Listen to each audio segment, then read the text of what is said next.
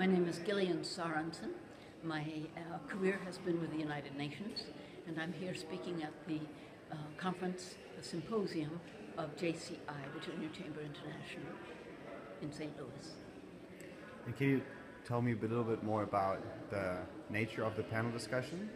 The topic of this symposium is social equality, or you could say social inequality, which is a reality in all parts of the world, even countries that consider themselves advanced. Clearly there are people who are more privileged, more advantaged, healthier, have more opportunities, a stronger network and so on.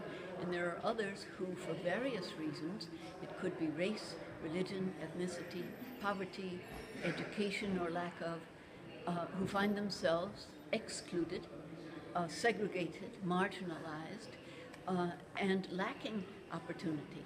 So we're trying to think about how do you bridge that difference?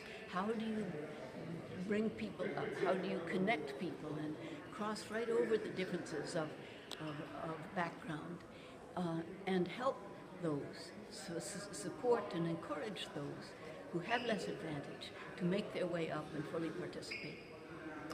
Great, thank you. That was very insightful. Now, another question I have for you is you worked for two Secretary Generals of the UN, including Kofi Annan, who is Ban Ki-moon's predecessor. Now, in the 70-year history of the UN, there's never been a female UN secretary. Do you think it's time for the UN to make that move, or what would the female UN secretary?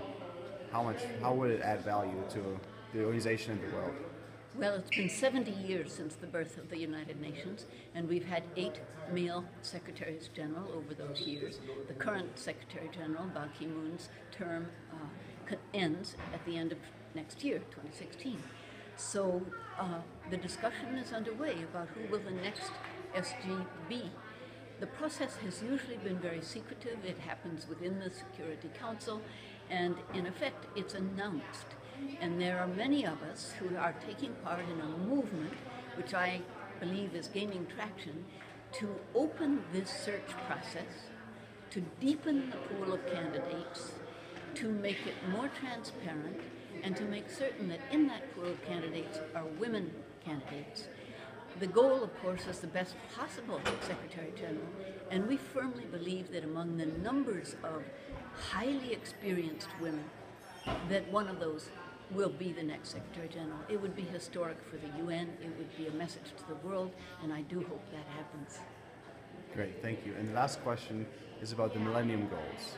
Now, they were announced in 2000, and there was a 15-year period, and so now we're in that very year. Also happened to coincide with the 100-year anniversary of JCI. Tell me, in just a brief summary, what the UN has done in the last year to renew those goals, what they added, and maybe a little bit about what they were able to achieve in the 15 years and how they are going forward. It was very important to have the Millennium Development Goals because it gave countries a common language when they referred to what they were trying to achieve in development. There were just 8 goals. It was very clear. It wasn't as fully comprehensive as it might have been, but at least it was a start. And over the 15 years, significant progress has been made, particularly in things like safe birth and primary education.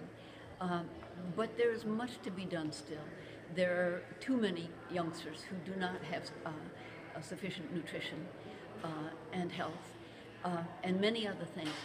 But in this last year or so, as they wrap up the Millennium Development Goals, analyze the progress or lack of, they have also set now what they call the Sustainable Development Goals for the next 15 years.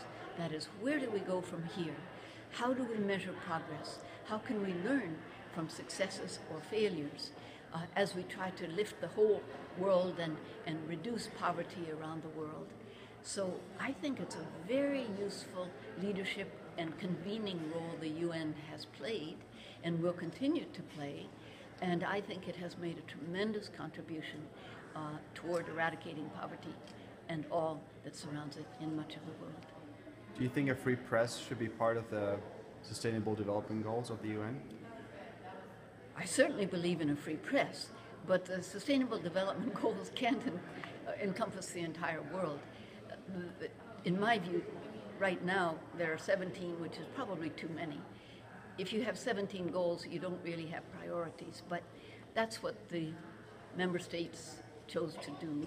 So we're looking at those closely.